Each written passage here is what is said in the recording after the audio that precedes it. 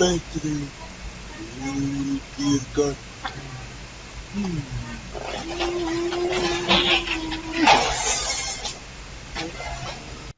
Oke, kita akan membuktikan limit tersebut dengan bantuan diagram Cartesius dan lingkaran. Kita akan membuat diagram Cartesiusnya terlebih dahulu, seperti ini, sumbu X dan Y. Kemudian saya memerlukan lingkaran dengan jari-jari satu satuan, sehingga lingkaran yang terbentuk akan seperti ini. Kemudian kita akan fokus ke kuadran 1. Di kuadran 1, lingkarannya akan saya bagi menjadi dua bagian dengan sebuah garis lurus berwarna hijau. Dan seperti yang kita lihat, garis berwarna hijau dan sumbu X ini akan membentuk sebuah sudut yang sebesar kita sebut X. Kemudian saya juga membutuhkan garis ini, garis berwarna merah, garis berwarna coklat, dan juga garis berwarna ungu. Jika diperhatikan, garis berwarna merah adalah garis tegak lurus terhadap sumbu X dan berakhir di titik potong antara garis berwarna hijau dan lingkaran. Sedangkan garis berwarna ungu itu kita ambil dari ujung lingkaran di sumbu X ya, atau dari angka 1, X sama dengan 1 ke atas tegak lurus sumbu X sampai memotong garis berwarna hijau. Nah, dari sini kita akan mendapatkan beberapa titik yang kita akan beri nama A, B, C, D, dan E. Dan dari sini juga kita mendapatkan sebuah segitiga ACE, kemudian juring ACE, dan juga segitiga besar ACD.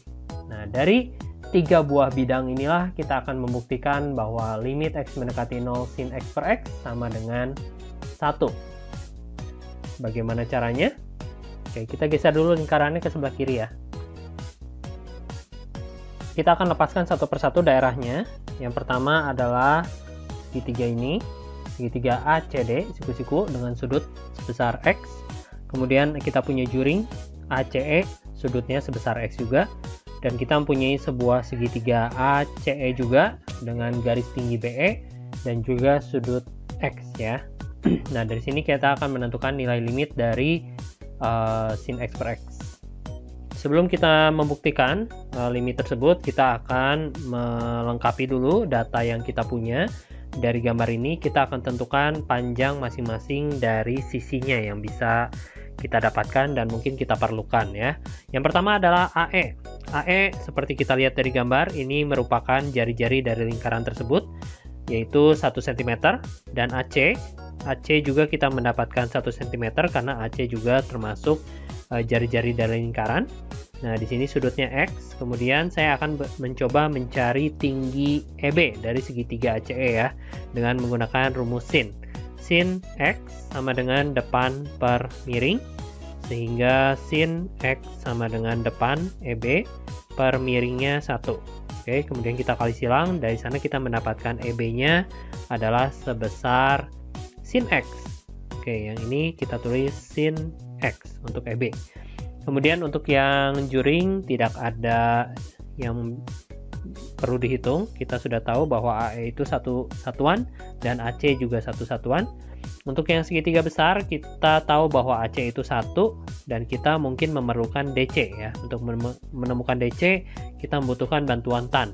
Tan X sama dengan desa. Tan X sama dengan depan. Depannya itu adalah DC dan sampingnya itu adalah 1, sehingga DC itu mempunyai besar sebesar tan X. Oke, ini yang kita perlukan dari bentuk-bentuk ini untuk membuktikan limit tersebut. Nah, pembuktiannya dengan menggunakan luas ya. Kita coba lihat luasnya. Luas untuk segitiga yang warna biru itu, luas ACE itu lebih kecil daripada luas juring ACE ya, juring ACE. Oke, kemudian dia juga lebih kecil lagi dari luas segitiga yang paling besar. Luas segitiga yang paling besar itu adalah luas segitiga ACD. Nah, kita akan bandingkan mereka dengan perhitungan luas. Luas ACE dulu. Luas ACE berarti setengah dikali alas. Alasnya AC dan tingginya adalah BE. lebih kecil dari luas juring sudut per 360 derajat, tapi dalam hal ini kita menggunakan pi karena X ini biasanya dalam bentuk radian ya. Jadi X per 2pi dikali pi R kuadrat ya, dikali luas lingkaran. Lebih kecil lagi dari setengah kali alas, alasnya AC kali tingginya CD. Nah, dari sini kita masukkan angka-angkanya. Setengah dikali AC, AC-nya satuan, dan BE-nya tadi kita udah hitung sebesar sin X. Lebih kecil dari, ini pi-nya bisa kita coret, sehingga hasilnya adalah setengah, X per 2 ya, X per 2 dikali R, jari-jarinya 1, dan lebih kecil lagi dari setengah kali AC 1 kali CD-nya adalah tan X. Nah, seperti ini. Kita akan hitung, sehingga hasilnya ini menjadi setengah sin X, lebih kecil dari X per 2, lebih kecil lagi dari setengah tan X. Agar setengahnya hilang, kita kali 2 semua, dikali 2, sehingga hasilnya adalah sin X lebih kecil dari X. Nah, untuk yang tan, saya ingin merubahnya menjadi sin X per cos X, agar lebih mirip ya. Kemudian yang dapat kita lakukan adalah membagi semuanya dengan sin X. Karena kita memerlukan sin X per X, otomatis karena X-nya cuma ada di tengah, jadi kita perlu membagi semuanya ini dengan sin X agar muncul bentuk yang mirip dengan sin X per X ya. Jadi kita bagi sin X sehingga hasilnya adalah sin X bagi sin X 1, X dibagi sin X berarti X per sin X. Kemudian yang ini sin X dibagi sin X habis, tinggal 1 per cos X, seperti itu. Nah, bentuk ini pun belum mirip dengan limit kita. Limit kita adalah sin X per X. Otomatis ini harus ditukar atas dan bawah. Pembilang dan penyebutnya harus ditukar. Ketika kalian tukar, aturan dari pertidaksamaannya adalah tandanya akan berubah. Yang ini jadi sin X per X, yang ini jadi cos X, yang ini tetap 1 kalau ditukar ya, kan 1 per 1 ditukar tetap 1 per 1, tapi tandanya berubah guys, jadi lebih besar. Dan penulisan seperti ini pun kurang bagus karena biasanya kalau ada bentuk seperti ini tandanya lebih kecil ya. Kita akan susun lebih rapih lagi sehingga cos X-nya di sebelah kiri lebih kecil dari sin X per X, lebih kecil dari 1. Nah, dari sini kita akan tambahkan limit sebelah untuk masing-masing ruas, limit X mendekati 0. Ini juga kita tambahkan limit X mendekati 0 karena kita ingin membuktikan limit X mendekati 0 dari sin X per X, ya kita tambahin limitnya di masing-masing. Kemudian kita hitung dengan menggunakan aturan limit.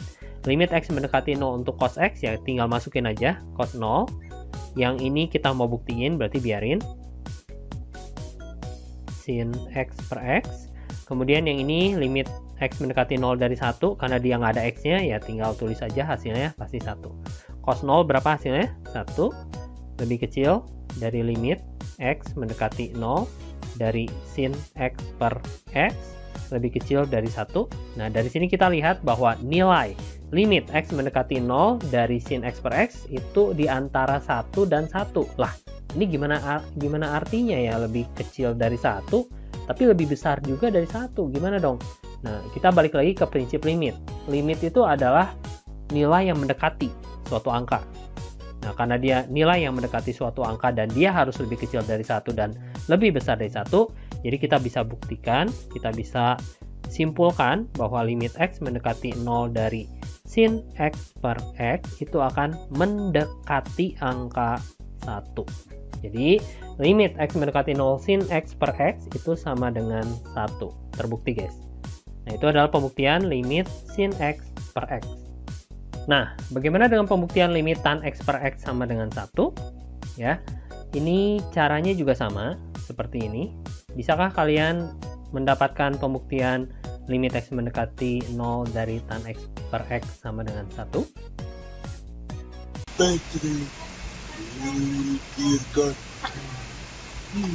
Oke, sampai sini dulu video kita. Kita ketemu lagi di video selanjutnya ya. Dadah!